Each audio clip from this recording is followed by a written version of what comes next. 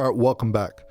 Before we get too far down the line here, I want to clarify one statement that I made in the previous video, because after I recorded that video, I thought maybe I didn't position that properly.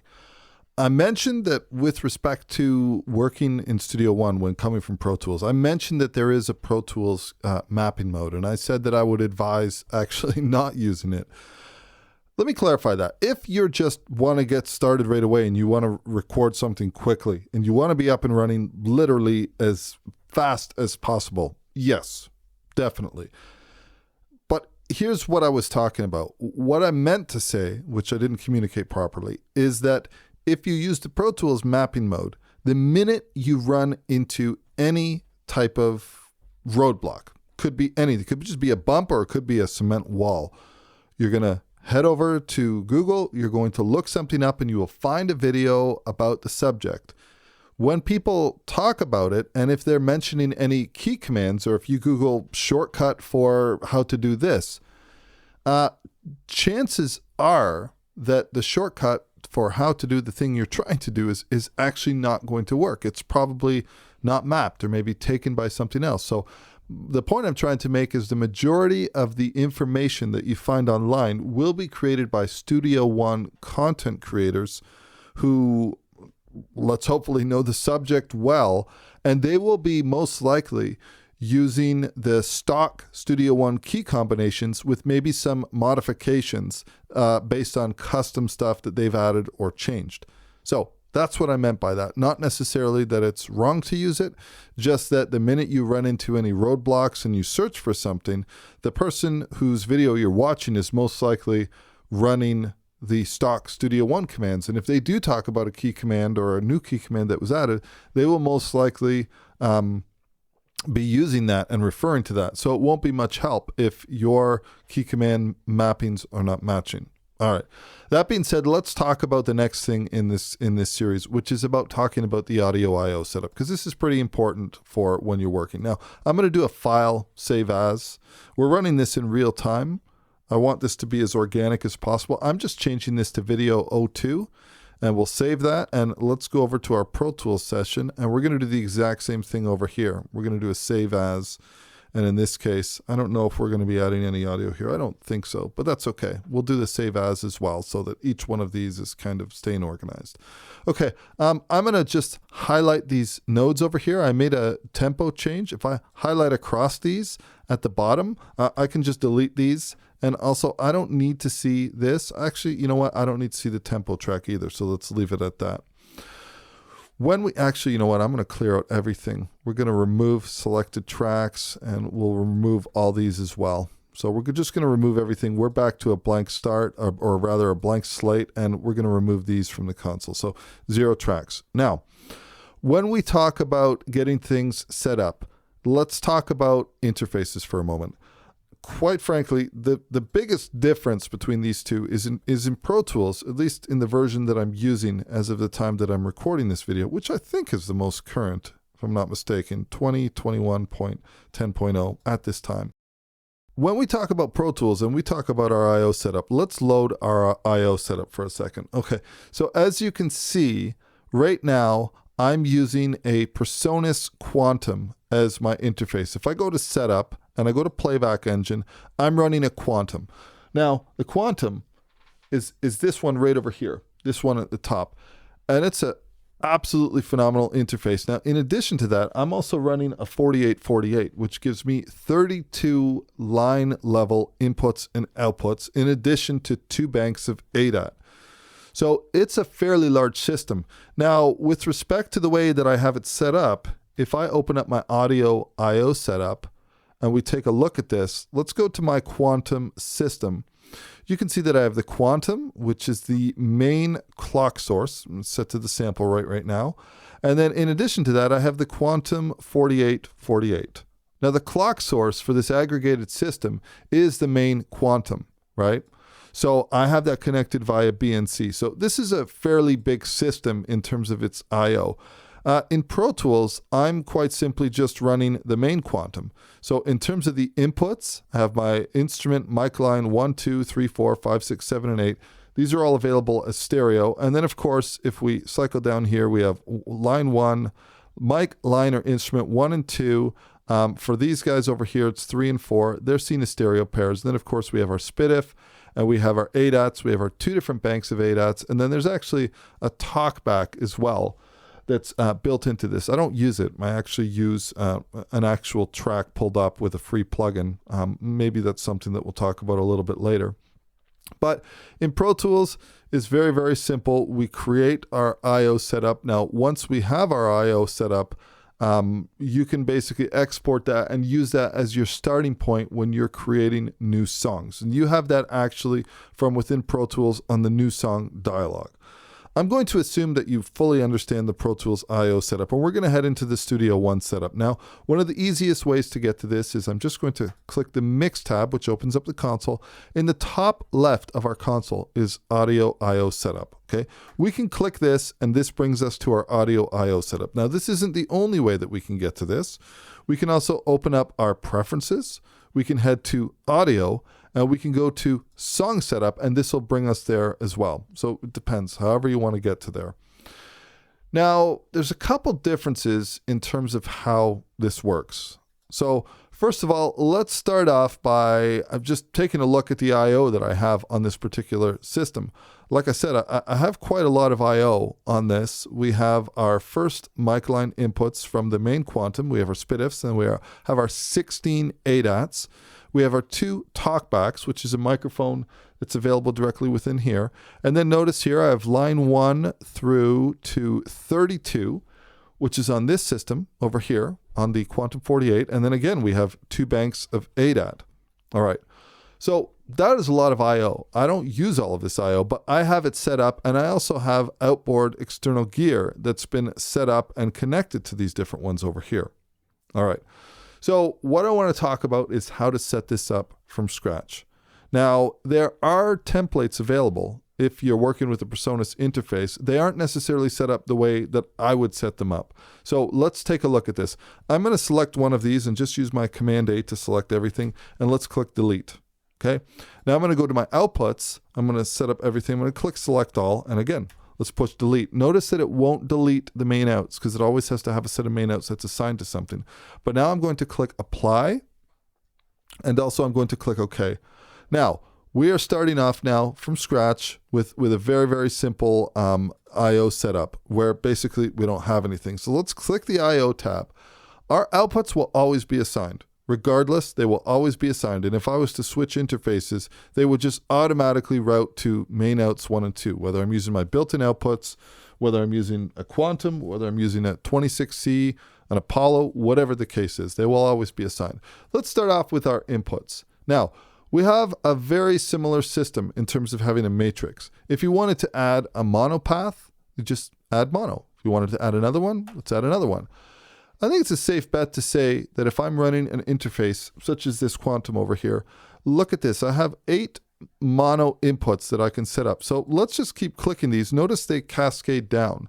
Now, if I had a SPDIF interface or something, or if I had a SPDIF piece of gear of some sort, this could be something like an Avid 11 rack, which has SPDIF outputs.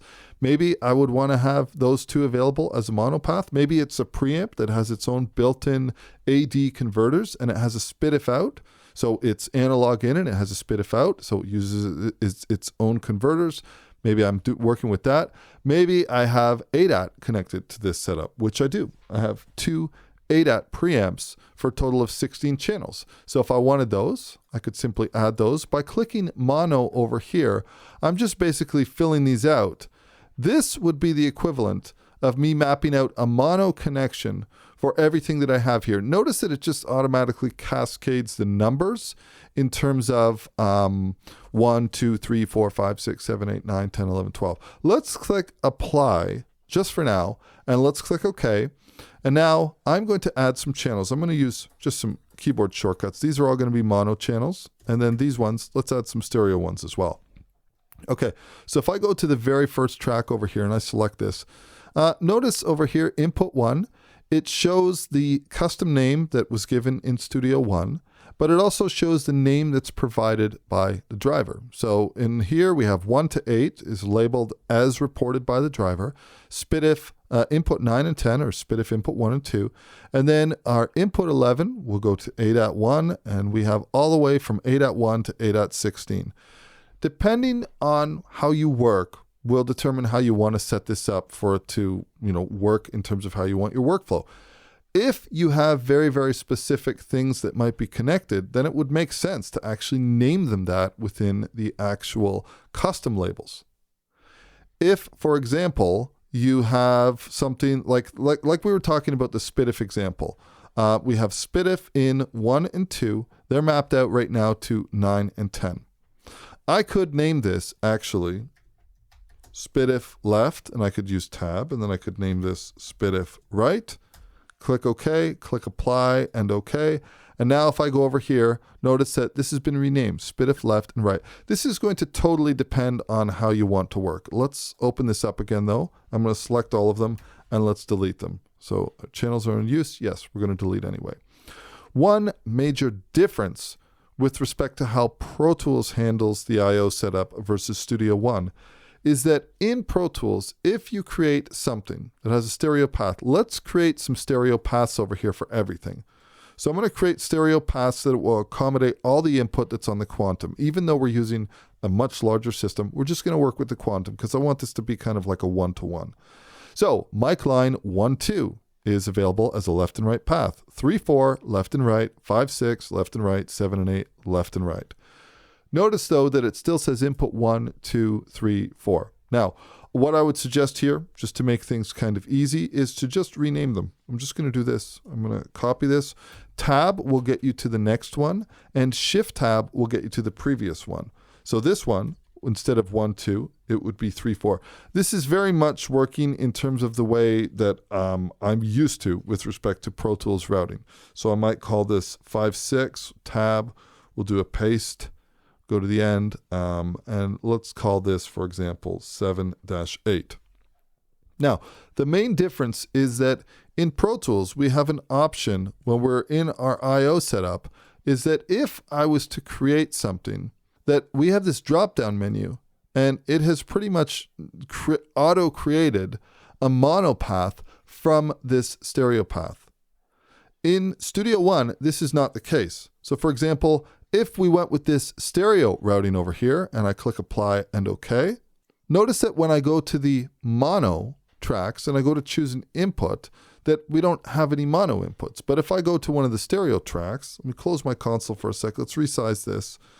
As I do a little bit of a zoom, we have the option over here. Notice this individual circle right over here. And then right over from track 14 to 15, notice that this channel mode is stereo track. This is a mono track. So that's one thing to keep in mind, is that if I now go to a stereo track, I have stereo inputs that I can choose. I can choose 1, 2, 3, 4, 5, 6, 7, and 8 across the board. Here, I don't actually have any mono tracks that I can choose from, or mono inputs rather. So when you do this, you pretty much have to make a determination in terms of how you want them to be ordered as well. So for example, I could create some monopaths, and notice they're going to cascade from the next different part, but I can easily remap these. Let's go to actually this one. I'm going to input starting from here. I'm just going to remap these so that these over here are, and we're going to create one more mono input. Now I have input 1, 2, 3, 4. Notice that because we renamed these and it left off at input 5 here, notice that it now uses input 1, 2, 3, 4, and this jumped from 5 to 14 because it uses what's been used. It's kind of like a smart system, and once you're aware of it, you can kind of get used to it. So in this case over here, it would be very much choosing how you want to name these. Do you want to name them, I might just use a short form and say Quantum 1, and then I'll copy that, and then this, I'll paste that, and I'll say 2. I'll use tab, I'll paste this, then I'll say 3, I'll use tab, paste, then I'll say 4. So this is the main difference over here, is that the monopaths are not auto-created. Now something else that you can do is you can color these if you want to. So I can choose very specific colors. if I wanted all of my stereo tracks, all of these tracks in terms of inputs 1, 2 to inputs 7 and 8, maybe I want them all to be this pink color over here. So I can choose that pink color, and then each one of these will now have this color in terms of the input. Now, if I click apply and I click OK, now let's take a look at the inputs. In our mono track, we have quantum 1, 2, 3, 4. Keep in mind, we didn't rename the other ones over here. But the other thing to note is that stereo tracks, you can use a mono input or you can use a stereo input when you're talking about stereo tracks. And also notice that we have these colors because we added a color in the I/O setup. So this can be very useful. Now, once you've got everything set up the way you have, let's hop over to the outputs again. This is an area where, for example, I don't feel the need to have mono outputs unless I needed to do something very, very specific. What do I mean by that? Well, if I was working with an analog summing system and I wanted to use analog summing and I had a lot of inputs on my analog summing device, maybe I had 32 inputs, then I may very well set up 32 mono outputs and have each of those mono outputs go in out of my quantum into the summing device, and I would want to do that as mono. But that's probably the only time I would ever want to do that, is if I was going to a summing device or an outboard board. Other than that, I would just want to create all stereo tracks, and I would want a stereo track and a stereo path for all of these. And as we create them, it auto cascades, and I would quite simply just create as many as I need to. And then in terms of the actual name that's reported in the mixer, this depends on what you want to see. Maybe sub 1, sub 2, sub 3, maybe that's fine. This is the automatic naming convention that shows up by default. For me personally, I would want to go like out 1, 2. The other thing to point out is on the quantum, it has 10 outputs. So some interfaces may have main out and then out 3, 4, 5, 6, and 7, and 8. On the quantum, we have main outs and then we have outs 1, 2, line out 3, 4, 5, 6, 7, 8. So it has 10 in total. Plus it has discrete routing available for 2 different sets of headphones. So this really depends on how you want to name your setup. And this is a very individual and personal thing. But here's what I will say, is that once you're satisfied with everything, we have a really, really easy option. Well, we actually have 2 really easy options. We have the option to make it default so that the routing that you've set up in this one song, you set it up once, you click make default. That means that any new song that you set up and you start a new session or a new song, you choose your sample rate, bit depth, you name it, you give it a location, a couple other preferences, but it will automatically use whatever you've set to make default. Now, let's say you get a song from somebody else and the routing is totally messed up. It doesn't have any bearing on the interface that you're using or the outboard that you're working with. Then we have another option. Whatever you've set to make default, I have the option to reset to default. So I've already gone through the painstaking process of naming everything and setting it up exactly how I like. Let's click reset to default. This says, do you want to reset your setup? Yes, I do. Now, it's reset everything. All I have to do in this case is click apply. Now, once I've clicked apply, this has everything set up exactly how I like. And the way that I like to do it is, for example, I will usually set the mono tracks first, and then I'll do the stereo tracks underneath. So I have input 1 and 2, and then I have input 3, 4, I have input 5, 6, which happen to be the individual streams of a stereo unit, and then I have different preamps set up over here. Now, in terms of the way that it's set up here, I have stereo pairs for mic line 1, 2, 3, 4, and 5, 6, but I don't actually have a stereo pair for these 2 mono channels, which are my 7 and 8, because my number 7 is my ADL 700, and number 8 is this preamp over here. So I don't ever need these to be available as a stereo pair. So for that reason, I don't have them set up as a stereo pair. Now, in case I ever work with somebody who's bringing in SPDIF, or if I rented a preamp that had SPDIF, I do have these set up as a mono pair, but I don't think I have them set up as stereo, which might make sense if I was using something like an 11 rack or something along those lines. Now, in terms of my additional inputs, and also I'm not using any of the ADATs on this quantum. I'm not using them at all because I prefer to use the converters from this one over here. So my next set of outputs, I've completely skipped all the ADATs. My next set of outputs are mono outputs for the individual channels that are connected to my Quantum 48. So in this case, I have input 1, 2, bus compressors. I have different hardware that are set to these mono channels. Now, in the cases where I have something that works as a stereo pair, they are grouped as stereo pairs, right? The two WA76s, these are set up as a stereo pair, left and right, because I can use them. They're out of frame there, but I could use those as a stereo set of Warm Audio 1176 compressors if I wanted to.